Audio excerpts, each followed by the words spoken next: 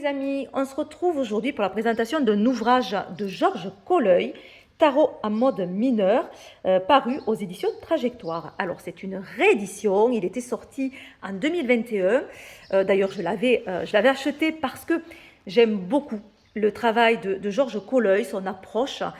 J'avais également lu Tarot l'Enchanteur, qui est pour moi une masterclass, ce livre, qui évoque les arcanes majeurs dans cet ouvrage. Et quand j'avais vu qu'en 2021, il avait sorti un ouvrage sur les arcanes mineurs, ben forcément, je m'étais dit, il me le faut. Surtout que je trouve que les arcanes mineurs ne sont pas trop détaillés dans les ouvrages.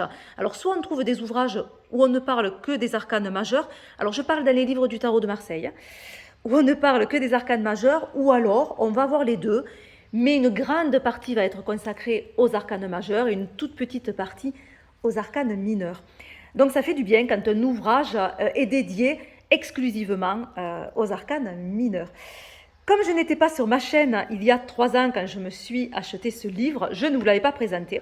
Donc je profite de la réédition pour le mettre à l'honneur parce que c'est un ouvrage qui est très intéressant. C'est une approche, toujours avec Georges Colleuil, je trouve très psychologique, en développement personnel, en connaissance de soi. Même dans les tirages qu'il propose, il y a toujours ce travail qui est fait et c'est très intéressant. Alors, j'ai d'autres livres d'ailleurs de Georges Colleuil à vous présenter qui sont sur le référentiel de naissance qui est extraordinaire, j'adore. Moi, j'avais cet ouvrage, mais je n'avais pas les deux autres.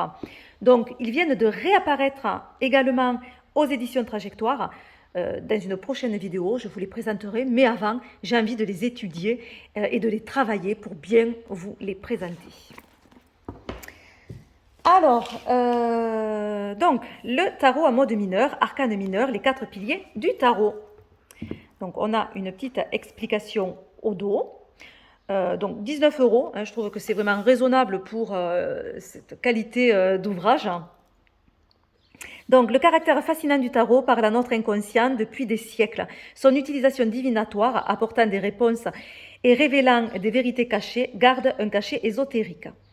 Mais bien plus précieux est son usage en tant que support de projection pour favoriser la prise de parole, stimuler l'auto-analyse et provoquer la prise de conscience de soi, que ce soit à des fins thérapeutiques ou dans son cheminement personnel. Les 78 arcanes du tarot nous tendent un miroir symbolique qui reflète notre présent et notre présence au monde. Il nous interroge et nous aide à poser les bonnes questions. Le tarot constitue une somme philosophique incomparable, un livre secret de sagesse qui suscite respect, prudence et reconnaissance. Les 22 arcanes majeurs, grâce à leur représentation figurative, forment une sorte de miroir de soi, un catalogue des grands symboles universels inscrits dans l'inconscient collectif. A l'inverse, les 56 arcanes mineurs représentent un sujet mystérieux et moins exploré. Cependant, leur capacité à stimuler l'imaginaire et la créativité, à dépasser l'image pour exhumer l'archétype qui lui a donné naissance, ouvre un vaste champ de possibilités. Il suffit de mettre en œuvre toute une méthodologie fondée sur la symbolique des nombres et l'évocation d'archétypes enracinés dans notre corps et notre vécu. Cet ouvrage propose un nouveau regard sur les arcanes mineurs en les réinscrivant dans l'univers symbolique du tarot où ils ont une place privilégiée. Allez, découvrons ensemble cet ouvrage. Donc moi je l'ai lu à nouveau, je me suis régalée encore une fois, ça m'a fait du bien en fait. Donc le tarot, un livre de sagesse. Dans cette partie, Georges Colleuil nous parle de son expérience dans l'approche du tarot. Il nous dit également que c'est avant tout pour lui un outil de prise de conscience, un livre de sagesse, une œuvre philosophique, et que ça permet vraiment de travailler sur soi. Le tarot n'est pas un jeu de cartes, donc là il revient sur le fait que c'est un miroir du présent, de ce que l'on est. Et ça c'est une notion très importante je trouve, d'ailleurs je l'ai mis également dans mon livre sur le lunisol parce que c'est valable pour le tarot, mais c'est valable également pour tous les jeux de cartes et tous les tirages que l'on peut faire. Comme je dis souvent, on voit le présent avant tout, et pourquoi pas les axes qui peuvent se présenter à nous, mais c'est les énergies présentes que l'on voit dans les tirages. Voilà, et il revient aussi sur le fait, ça j'aime bien également, que quand on fait un tirage, il ne va pas répondre forcément ce tirage à notre question et finalement nous amener à nous en poser d'autres questions. Voilà, on ressort des tirages avec plus de questions que quand on est arrivé, mais c'est intéressant puisque ça nous permet de cheminer. Donc, un livre d'images au service des hommes. Là, on revient sur la notion de symbole. Et c'est intéressant parce qu'il revient sur la définition première du symbole, qu'on oublie parfois. Voilà, le tarot, un triple centre d'intérêt. Donc là, il nous parle de plusieurs personnages célèbres et leur intérêt qu'ils ont eu à un moment donné dans leur vie pour le tarot et pour ce cheminement initiatique que l'on fait avec le tarot. Il y a aussi une référence par rapport aux contes de fées. Ça, j'ai trouvé ça intéressant aussi. Donc avec le Petit Prince, avec Alice au Pays des Merveilles, le Petit Pouce et Cendrillon, etc. Et donc ces cheminements, en fait, qui sont proposés. Une structure entre projection et abstraction. Donc là, on revient sur cette idée de projection, sur également le fait que les arcanes majeurs sont plus faciles quand on travaille en projection et qu'avec les arcanes majeurs, on va utiliser principalement le cerveau droit et que sur les arcanes mineurs, mais c'est un petit peu plus complexe, on va utiliser le cerveau gauche. Mais ce qui est intéressant, je ne sais pas si je vais le trouver, ainsi, à rebours de la majorité des analyses que l'on peut lire sur le tarot qui feraient des arcanes majeurs les images stimulant l'imaginaire et les mineurs une structure mentale amputée de toute représentation imagée et projective, je propose ici un détournement de mineurs en réinscrivant ces arcanes dans la fonction majeure qu'ils assument dans l'univers symbolique du tarot et dans tout le processus de construction intérieure. Mais c'était pas cette phrase. Alors, attendez. C'était le fait, sinon c'est pas grave si je retrouve pas la phrase, c'était le fait que, en fait, les arcanes mineurs vont laisser énormément de place à l'imaginaire. Le fait qu'il n'y ait que des symboles très imagés, finalement, on va créer notre propre histoire. Et ça, c'est intéressant. Allez, détournement de mineurs. Alors, l'image à la racine de l'humanité, les premiers archétypes. Donc là, voilà, on revient également sur ces notions d'archétypes. Et on a plusieurs archétypes qui sont verticalité de l'ascendance, verticalité de la descente, la séparation, la cyclicité. Voilà, et évidemment, ces archétypes, ces 4 archétypes sont mis en relation avec les 4 séries des arcanes mineurs, également avec certains arcanes majeurs. Mais alors, si on revient sur verticalité de l'ascendance, donc là, ça va plutôt nous parler en arcane majeur de l'impératrice, l'empereur, le pape, la maison Dieu, et dans les arcanes mineurs, les bâtons, tout ce qui est érigé en fait, tout ce qui part vers le haut. Verticalité de la descente, donc là on part vers le bas. Par extension, l'archétype de la descente préfigure l'eau, le vagin, fontaine du vivant, et dans le tarot, tempérance, étoile qui manipule des fluides, mais également la maison Dieu, la lune et tous les arcanes mineurs de coupe. Donc là on va être plus sur les coupes. La séparation, donc là on va être plus sur la série des épées. Et au niveau des arcanes majeurs, on va être dans la justice, le diable et l'arcane sans nom. La cyclicité, donc évidemment vous l'aurez compris, on est avec les deniers et au niveau des arcanes majeurs, on va être sur la roue de fortune, le soleil, la lune. Voilà, donc tous ces arcanes où on voit cette notion de cyclicité en fait. Donc c'est bien ça, c'est très intéressant de mettre en relation en fait des arcanes majeurs avec des arcanes mineurs et des archétypes qui se rejoignent. Alors, présence des arcanes mineurs dans les arcanes majeurs. Donc là, on va un peu plus le détailler. Et ça, cette partie, vraiment, j'ai bien apprécié. Donc le battleur, donc là, on nous dit que le battleur, en fait, il y a tout. Il y a tous les symboles qui sont présents. Donc dans 2 cartes, on retrouve tous les symboles présents. C'est le battleur et c'est le monde. Donc là, c'est présent, mais évidemment, c'est en état de germe. Donc il y a une explication sur ce battleur, très intéressante. Ensuite, il nous dit qu'on va retrouver le bâton dans l'ermite et le mat. Voilà. La coupe dans tempérance et dans l'étoile. L'épée dans la justice et dans le diable.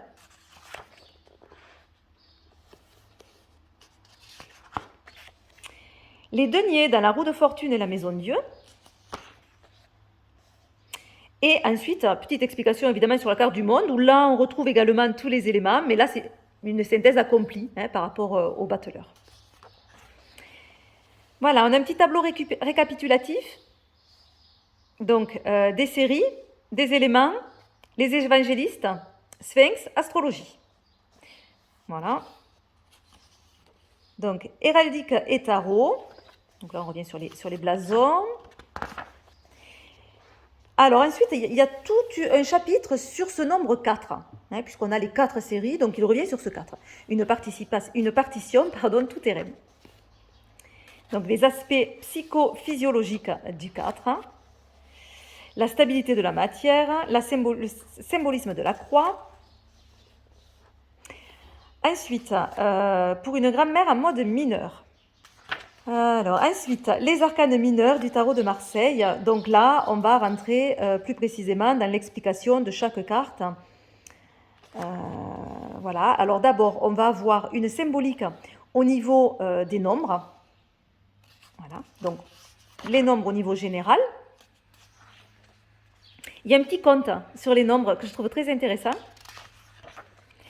La symbolique des nombres en condensé, donc le 1 jusqu'au 10.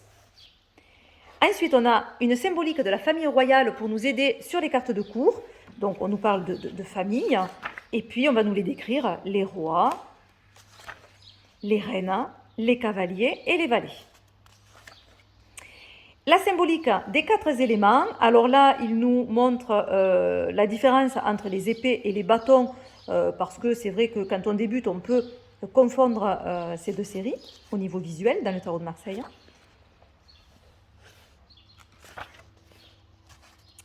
Ensuite, généralité sur le symbolisme des coupes, généralité sur le symbolisme des épées, des deniers. Voilà, et chaque fois, il y a un petit encadré qui va nous reprendre, alors je vais vous montrer, pour chaque, voilà, alors pour les bâtons, par exemple, dans un tirage ou un arcane mineur de synthèse, alors ça fait référence au référentiel de naissance, puisqu'on calcule son arcane mineur de synthèse. Donc, ça va nous parler, les bâtons, de puissance, d'autorité, de pouvoir, de dignité, de conscience, paternité, solidité, force intérieure, etc. En psychanalyse, c'est le stade phallique en relation avec l'épée, puisqu'on va le retrouver le même stade au niveau des épées. En psychologie analytique jungienne, le type intuition. Voilà, et ça, on va l'avoir donc pour chaque élément. Comment aborder les 56 arcanes mineurs? Donc là, une fois qu'on a vu ça, en fait, on peut faire des liens. On peut faire des liens entre les nombres, voilà, puisqu'on a étudié la numérologie. Donc les nombres entre les familles et entre les éléments, et ça va nous donner des notions. Alors là, c'est le triangle désir, sens, place. C'est intéressant, ça aussi. C'est très psychologique, psychanalytique même, cette approche-là. Et donc, il rajoute le pouvoir. Et du coup, on va se retrouver finalement avec ces besoins, quelque part, qui vont être définis par ces arcanes mineurs. Donc, au bâton reviendra le rôle du pouvoir, à la coupe, le désir, à l'épée, le sens, et au denier, la place. Voilà. Donc les arcanes de bâton, petite explication qui est reprise ici sur les bâtons, et puis on a les significations. Par exemple, roi de bâton, il y a une phrase clé, je fais le lien, je gouverne. Donc on a maîtrise totale, les potentiels humains sont au service du collectif, le gouvernement de soi-même, permet l'auto-fécondation, la force en érection est le résultat d'un long cheminement. Modalité de fonctionnement, il n'y a pas de meilleur point d'appui sur le chemin de la vie que force intérieure, autonomie et alignement. Le père est un point d'appui. Au niveau du coup de ce triangle, désir, sens et place, le pouvoir d'un père juste, solide, légitimé. Donc là, on est dans le pouvoir, donc toutes les séries de bâtons, les explications DSP, on aura un pouvoir qui est mis en avant. Vous voyez, là, c'est le pouvoir d'un père juste. Par exemple, si on prend la reine, on va avoir le pouvoir de la mère spirituelle. Si on prend le 3 de bâton, on va avoir équilibre ou dissociation des 3 pouvoirs. Voilà. Donc là, on est toujours en référence au pouvoir. Ensuite, il y a une petite explication sur la mythologie. Nous sommes ici renvoyés à Zeus, le porteur de la foudre, symbole de l'énergie vitale. Le Z qui illustre très souvent cette foudre nous rappelle la forme conjuguée du verbe grec zein, qui, en s'écrivant ainsi, Z, signifie « il est vivant » en grec ancien. Costa Gravas en a fait le titre d'un film culte. Tout roi des dieux qu'il est, Zeus appuie son autorité sur sa capacité à partager le pouvoir avec ses frères, sœurs et enfants, contrairement à son père et son grand-père, Chronos et Ouranos, qui ont péri de vouloir conserver leur pouvoir à tout prix. Comportement favorable, assumer sa force. Danger, toxicité, autoritarisme. Donc ça, c'est bien quand on fait un petit tirage et qu'on peut voir les qualités, ce qui peut nous aider ou ce qui peut nous entraver. Et les mots-clés, maîtrise de soi, autorité, légitimité, respect, interdit, conscient ou inconscient. Donc voilà, là on a quelques mots-clés qui peuvent vraiment nous aider concrètement sur les tirages. Donc je trouve que quand même, c'est assez intéressant parce qu'il y a plusieurs notions qui peuvent être un petit peu poussées pour certaines choses et très synthétisées pour d'autres. Et du coup, ça peut vraiment nous aider dans les interprétations. Donc voilà, on retrouve tout ça pareil pour chaque... donc je vais vous lire peut-être vite fait, par exemple, le 4 de coupe, construire la relation. Donner une forme à son amour, transformer ses émotions en qualité concrète. Je me mets en 4 pour consolider mes sentiments et protéger ce que j'aime. Modalité de fonctionnement, naissance d'une famille de cœur. Aimer, c'est agir. Victor Hugo. DSP, donc désir, sens, place. Agir et construire au nom de son désir, puisque là on est dans le désir. Comportement favorable, esprit de famille. Danger et toxicité, rigidité affective. Mots-clés, solidité des sentiments, autorité de l'amour, relations structurées. Voilà, donc on va retrouver tout ça pour tous les arcanes. Et ensuite, on a une partie exercice et tirage. Un petit préambule, ça c'est pour, voilà, pour voir comment on va mélanger les cartes et distribuer les cartes en fait. Soit on mélange son jeu et on prend les premières qui arrivent et il appelle ça, le modèle dit débarquement. Il débarque les cartes comme elles arrivent en fait. Ou soit il y a la méthode éventail. Voilà, donc à faire selon ce qu'on préfère. Un principe directeur. Donc là, c'est des conseils. Alors, j'ai bien aimé ça. Alors, c'est les 3 questions à se poser. Qu'observes-tu dans cet arcane, quand on sort une carte? Quelle émotion génère-t-il en toi? Que s'y passe-t-il qui se passe aussi dans ta vie? Je trouvais que c'était intéressant. Des règles de calcul, parce qu'il y a des tirages où on fait des calculs pour trouver, en fait, les arcanes cachés, comme je les appelle. Donc là, des explications sur la réduction qu'il va falloir faire. Donc le tirage oui, si, non, si. Donc ça, c'est intéressant. Voilà, parce que c'est un tirage qui peut, en fait, qui nous répond pas réellement par oui ou par non, mais qui nous met sur la voie. C'est-à-dire que quand on se pose, par exemple, on se dit, est-ce que ce travail est fait pour moi? On va mélanger, on coupe, on ferme la coupe et on retourne les 2 paquets devant soi. Sur le paquet de gauche, on aura la réponse oui, si. Voilà, si, et on va voir ce que nous dit la carte. Et ça sera favorable si on fait ça. Et non, si. Voilà, si par contre on se comporte comme ça, ben, ça sera pas le cas. Donc c'est bien parce que ça nous laisse quand même toujours une marge de manœuvre, en fait. Ça ne ferme pas comme un tirage en oui-non. Donc il y a toujours un petit exemple qui est donné. Voilà. Donc là, il y a d'autres exemples. Ensuite, la progression temporelle. Donc là, c'est par rapport à un objectif.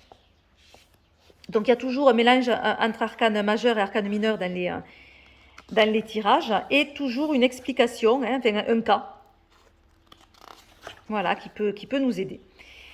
Le tirage de la transformation, donc le transformable, le transformateur, le transformé, ça j'ai trouvé très intéressant. Et on a un petit tableau qui nous aide par rapport à ce tirage sur les arcanes majeures, puisque là on le fait avec les arcanes majeures. Donc le transformable, c'est si la carte arrive en position 1, le transformateur, donc position 2, et le transformé, position 3. Et on peut se faire une explication. Donc là, des exemples.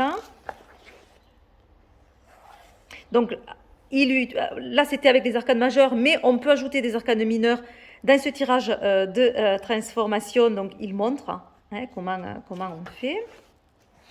Tirage du chemin, ça aussi j'ai bien aimé. Donc, pour voir les portes que l'on va avoir sur son chemin.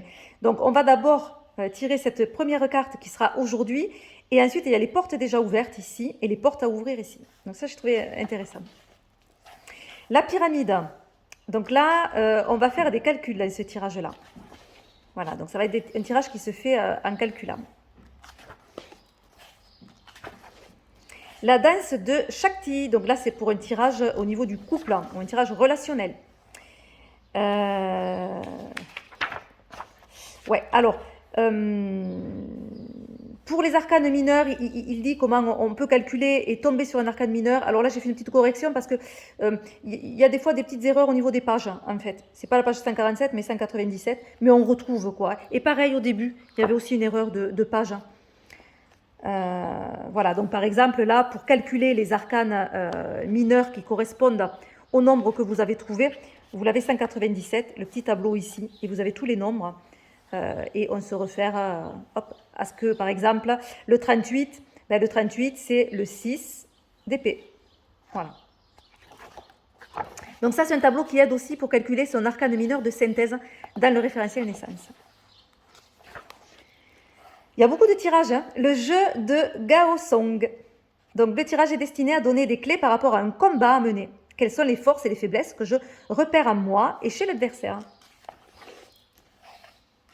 Voilà, avec une explication.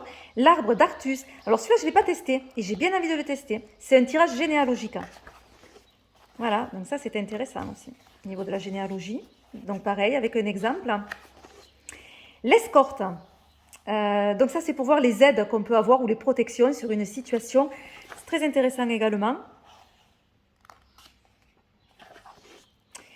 Le tirage 18.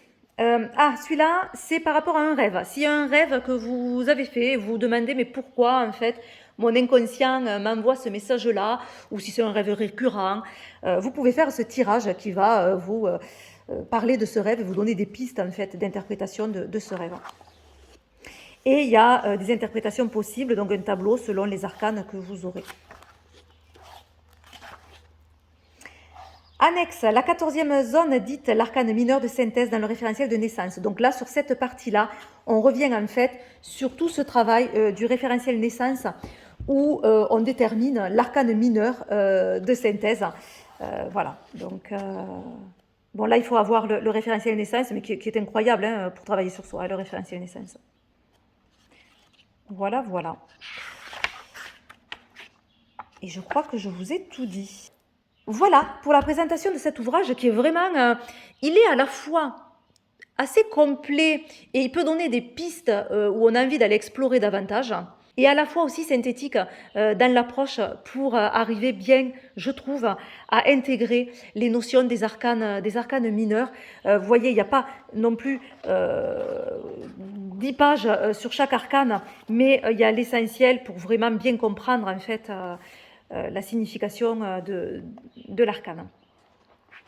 Voilà, ce qui me manquerait peut-être, c'est vraiment une explication sur le visuel, parce que moi je m'attache beaucoup sur le visuel, et j'aime ça en fait, parce que je trouve que elles nous disent tellement de choses, ces cartes. Mais après, peut-être que c'est pas mis aussi pour nous laisser libres, en fait, voilà, de travailler ces cartes avec notre visuel et ce qu'on y voit dedans. Et puis des fois, sur un tirage, on peut y voir autre chose aussi. Et ça fait partie aussi de l'intuition qui se dégage quand on fait le tirage. Mais par exemple, moi, ce 9 de denier, j'y vois toujours cet accouchement. On dirait la tête du bébé, là. Et il y a plein de choses comme ça dans les cartes, en fait, qui sont, je trouve, très parlantes, en fait. Voilà, ben moi je vous dis à très vite pour d'autres présentations d'ouvrages de Georges Colleuil. Je vais faire également une vidéo où on va faire une vidéo bilan de mon mois de mai. Ouais, je ne sais plus quel mois on est. Des acquisitions du mois de mai. Donc je vous dis à très vite. Je vous fais plein de bisous. Bye bye.